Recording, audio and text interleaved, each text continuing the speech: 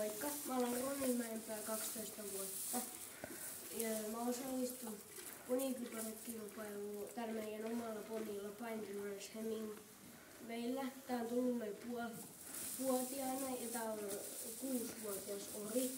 Tää on kilpailu meiltä kouraan ja sitten on näyttelyissäkin käyty. Ja tää on menestynyt tosi kivasti näyttelyissä. Tää on kantokirjattu 3-vuotiaan kakkospalkinnolla.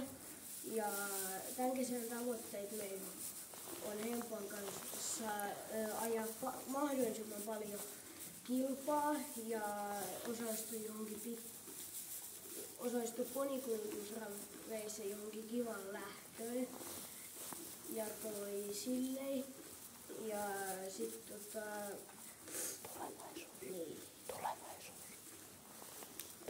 mun unelma olisi raviurheilussa kasvattaa ikioma ravihevonen ja voittaa sen ravikuninkuus vaikka ja sitten